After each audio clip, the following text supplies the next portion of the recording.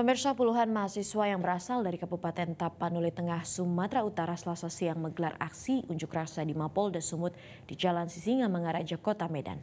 Puluhan mahasiswa ini mendesak Polda Sumut agar memeriksa oknum polisi yang diduga sengaja menerbitkan 2 SKCK berbeda milik seorang oknum anggota DPRD Tapanuli Tengah sebagai syarat untuk pencalonan legislatif di KPU.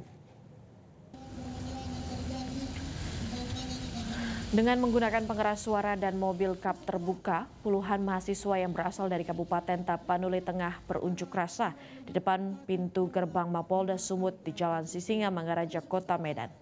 Kedatangan mereka untuk mendesak Polda Sumut melakukan penyelidikan terhadap kasus 2 SKCK yang diterbitkan oleh Polres Tapanuli Tengah milik seorang oknum anggota DPRD Tapanuli Tengah yang diduga palsu atau syarat kepentingan.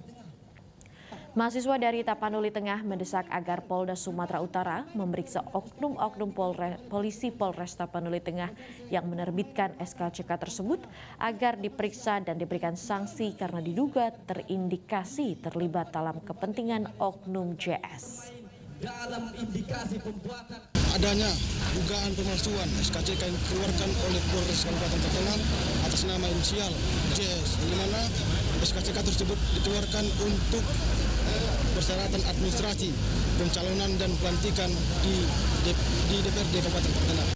Kepada Polda Sumatera Utara agar melakukan pemeriksaan dan pemanggilan terhadap oknum-oknum yang terlibat dalam dugaan pemalsuan SKCK yang dikeluarkan oleh pihak Kepolisian Negeri Republik Indonesia daerah Sumatera Utara Resort Tapanuli Tengah atau Polres Tapanuli Tengah atas nama inisial JS yang sekarang menjadi anggota DPRD. Jelajahi cara baru mendapatkan informasi. Download Metro TV Extend sekarang.